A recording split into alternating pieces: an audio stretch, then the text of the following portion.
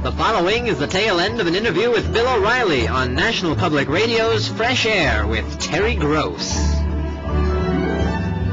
So if these guys hate me, why would you allow them to review the book? So you want to know about the book, you can read those book reviews, but read Publishers Weekly, fair and balanced. Do you think that it might have a chilling effect on book reviewers to know that if you give them a bad review, they're going to be mocking, you're going to be mocking them on your show? Depends on the review. Depends on the review. If the guy reviews the book, not me, I'm not going to say anything. Because, you know, look, they criticize my television show all the time. And you have perfect right to do that. You know, go ahead and do it. You know, fine. I don't get on the show and go, oh, so-and-so doesn't like the Factor. You know, you don't like the Factor, you don't like the Factor. But once you step out and say, all right, I don't like him, and I'm going to hammer whatever he does because I don't like him, that's just dishonest, and I'm going to call you on it. I'll read what the People magazine thinks. Why? Why read it? Why read I guess I want people to hear it. Why? Because Why? You'll hear when I'm done. Why? You know, I mean, look, I'm getting a feeling in this interview, all right, that this is just a hatchet job on me, all right, and I don't like it. Now, there's no reason for you to read that People magazine review. If they want to read it, they can go and read it. No, but this isn't the review of the book. It's the review of how you handled it. And I think it's okay to ask you to be accountable for the things Accountable for what? You know, I came on this program to talk about who's looking out for you.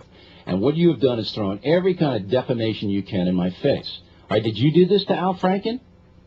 Did you? Did you challenge him on what he said? We had a different interview. Yeah, a different interview, okay? Fine. Fresh air? Is this what fresh air is?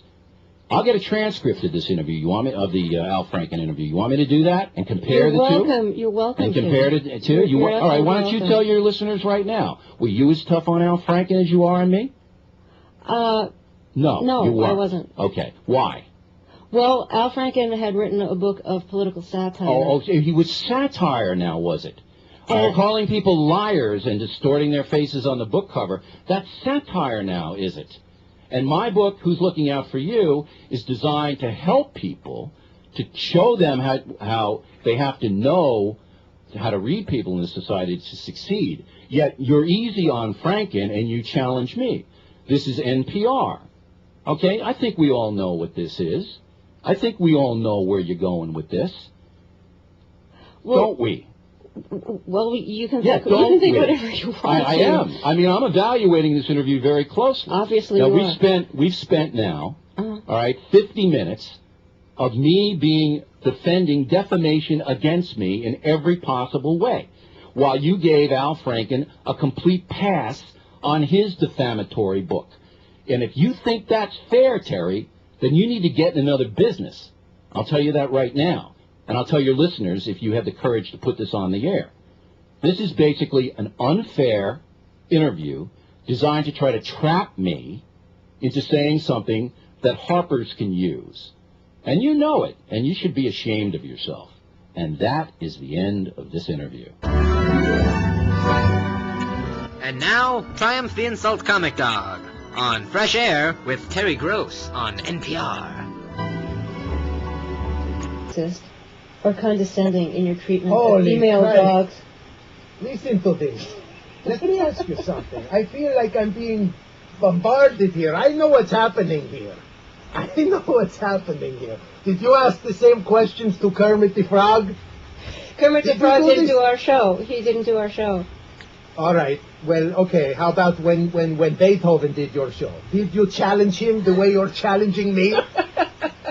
It was a different kind of interview. Okay. Yeah, I can see what's going on here. No, it's different. Oh, is that right? It's a satire what Beethoven does. Yes, I'm just... You know, I can't believe the government is paying for this interview. That's what I can't believe. You know? My money that could be going to Pekingese hookers is instead going to... this, public radio that's obviously more slanted than my after I've the St. Bernard. What are we talking about? That's right. Triumph, I don't think you're being fair, and I think if you gave public radio a chance, you wouldn't feel that way. Because I think public radio has always been fair to the dog world.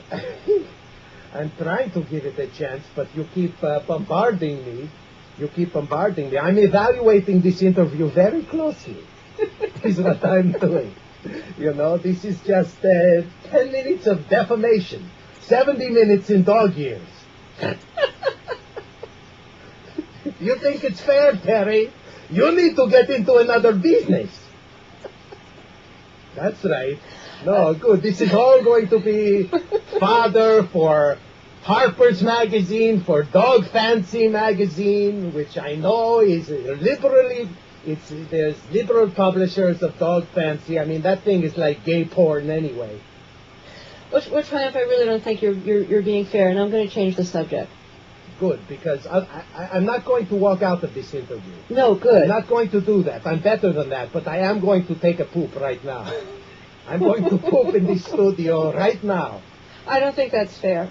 I think you should control yourself. Triumph, how did you become an insult It's already comic? happening. It's already happening. I ate a burrito before the interview because I was prepared for this.